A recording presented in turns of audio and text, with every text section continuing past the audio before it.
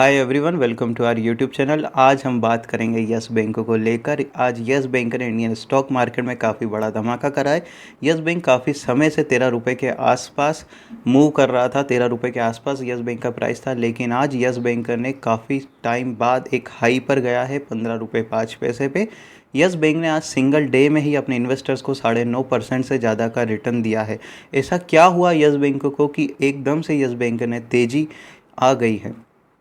कुछ समय पहले यस बैंक को लेकर चार खास खबरें आई थी, जिसका इम्पैक्ट यस बैंक के प्राइस में आज हमें देखने को मिला है और आने वाले समय में भी देखने को मिलेगा। आज हम उन्हीं 4 लेटेस्ट न्यूज़ के ऊपर चर्चा करेंगे।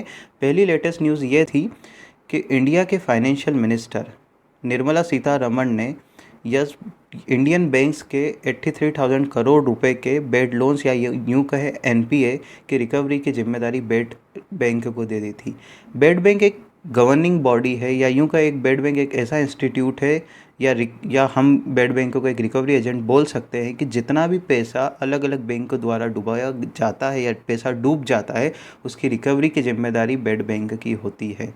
तो अभी कुछ समय पहले हमारे फाइनेंशियल मिनिस्टर निर्मला सीतारमण ने इंडिया के सभी बैंक्स का जो बेड लोन्स था उसकी रिकवरी की जिम्मेदारी बेड बैंक को दे दी थी। इसकी वैल्यू थी 83,000 करोड़ रुपीस, जिसमें यस बैंक के बेड लोन की वैल्यूज़ थी 40,000 करोड़ रुपीस। यस बैंक का पैसा बड़ी बड़ी दिग्गज कंपनियों द्वारा भी डुबाया गया था, जिसमें DHFL, वीडियोकॉन, जेट एयरवेज शामिल है।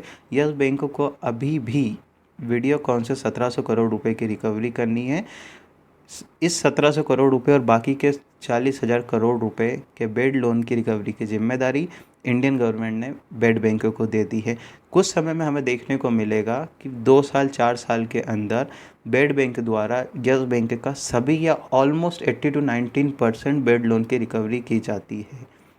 अभी RBI एक नॉर्म लेकर आई है, जिसमें बेड बैंक को लोन की परचेस वैल्यू का 15% पेमेंट करना होगा। इसे हम इस तरह से समझ सकते हैं कि ऑलमोस्ट 40,000 करोड़ रुपए का 15% as a upfront payment bad bank को यस बैंक को करना होगा। अगर ये पेमेंट आता है, ये पैसा आता है 4,000-5,000 करोड़ रुपए के आसपास, तो इसका yes bank business development further lending में करेगी। अभी यस बैंक के CEO प्रशांत कुमार एक बहुत बड़ी खुशखबरी लेकर आए इंडिया के सीनियर सिटीजन्स के लिए। अब इंडिया का कोई भी सीनियर सिटीजन यस बैंक में FD कराता है 3 साल के लिए, तो उसको 7.25% का रेट ऑफ इंटरेस्ट मिलेगा, जो कि सभी प्राइवेट बैंक से काफ़ी बेहतर है, काफ़ी ज़्यादा है। ऐसा क्यों करना पड़ा प्रशांत कुमार को? क्योंकि साल भर पहले जब यस बैंक को लेकर मार्केट में नेगेटिव न्यूज़ थी, उस समय सबसे ज़्यादा सीनियर सिटीजन्स ने अपनी FD का पैसा विथड्रॉ करा था, अपनी FDR तुड़वाई थी। अब प्रशांत कुमार ये स्कीम लेकर आए थे, जिसकी वजह से सीनियर सिटीजन वापस से यस बैंक में FD कराएंगे, जिसकी वजह से यस बैंक के फंड में हमें वापस से इंक्रीज़ देखने को मिलेगा। अगर ऐसा होता है तो यस बैंक का फंड काफ़ी ज़्यादा वापस से हेल्दी हो जाएगा।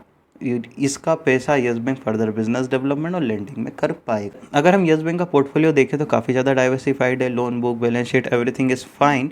यस बैंक का फंडामेंटल एनालिसिस करें, वो भी दिन पर दिन काफ़ी ज़्यादा अच्छा होता जा रहा है। अभी सिर्फ और सिर्फ यस बैंक को प्राइस को पीछे ले जा रहा है तो सिर्फ 2 चीज़ें। एक यस बैंक का NPA या यूँ का बेड लोन जो यस बैंक ने पैसा दिया था उसकी रिकवरी नहीं हो पा रही है, और दूसरा यस बैंक के पास अभी कैश नहीं है फर्दर लोन देने के लिए, लेंडिंग करने के लिए या मार्केट में लोन देने के लिए, सिंपल भाषा में।